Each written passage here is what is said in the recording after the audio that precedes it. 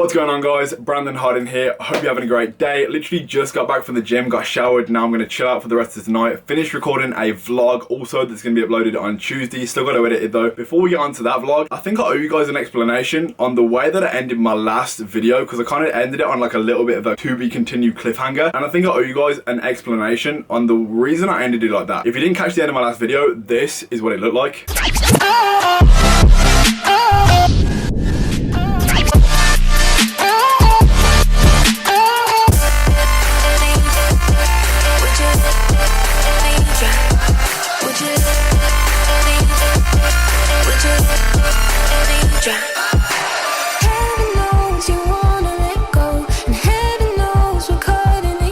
So Brandon is actually being gay.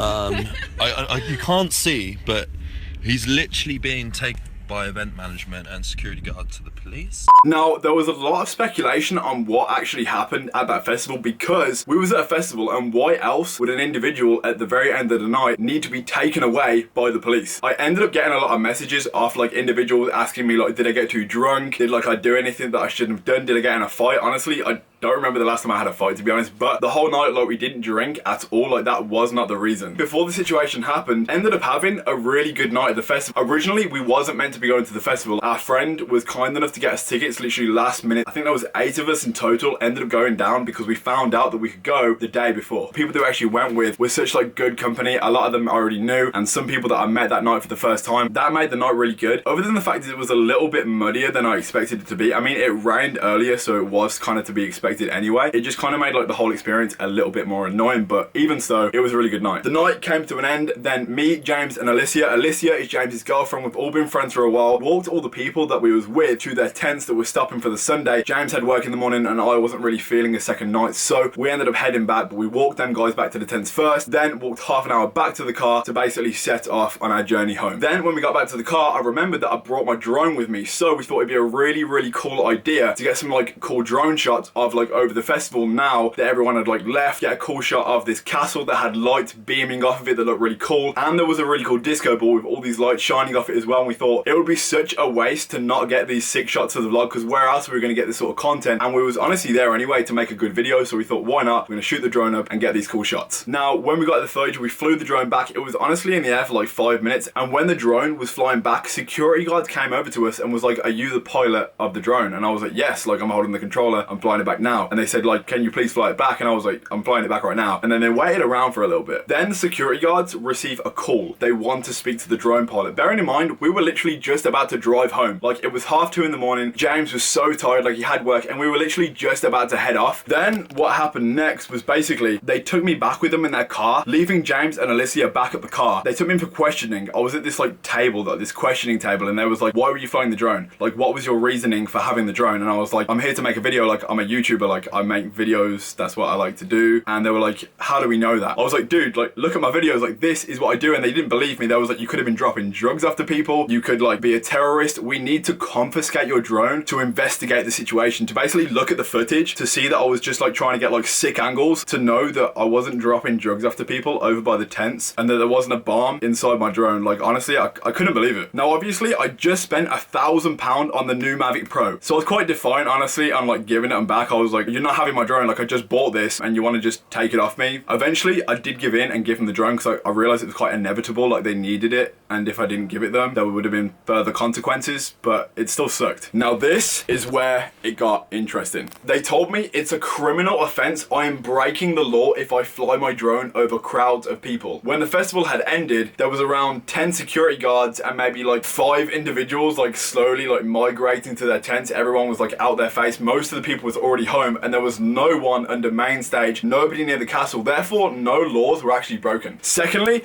the whole reason I was there was because they basically hired me as a press and media person. They gave me this wristband, which, as you can see, says press Press/media, which is basically allowing me to be able to like film anything that I want in and around the event. They give this shit to the media team to be able to make content for the festival. Now, you would think that in giving an individual a media pass, they would then follow with, by the way, this is what you can and can't do around the event, or with the confirmation email they sent me accepting my press and media pass, you'd think the email would state what I can and can't do around the event, i.e. if you fly a drone, you'll be 1, breaking the law, and 2, it will be confiscated from you. Or if they wanted to get really technical with it and it was really illegal to fly the drone, they should have contacted DJI and drone companies to basically set up a temporary no-fly zone within the app, which is what comes up when you're in some spaces in London or Birmingham. There's a class D restriction, which is basically like really precautious. Then there's other classes which basically say you can't fly the drone here, and there's a height restriction of about 30 meters. But at the festival, there was no restrictions, there was no warnings, there was no temporary no-fly zone. I was literally the most ill-informed person there,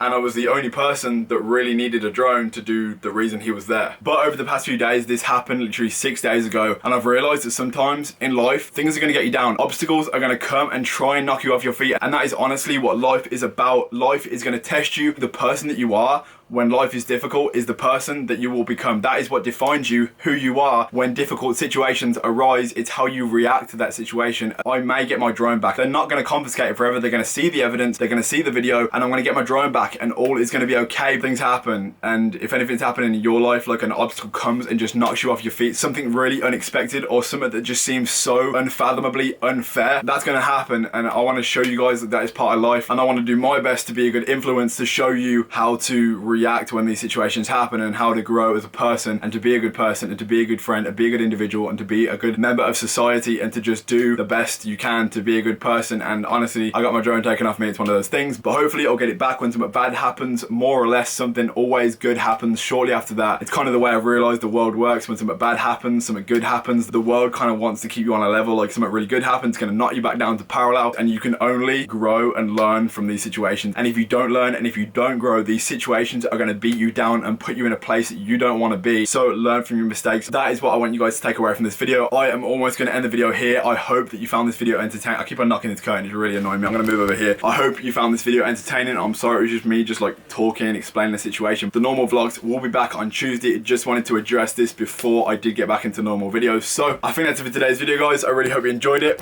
If you did enjoy this video, please drop a like. If you haven't already, join the Don Squad. Thank you Gabe_Hugh1 for being part of the Don Squad. If you haven't already, please subscribe, and I'll see you guys in the next video.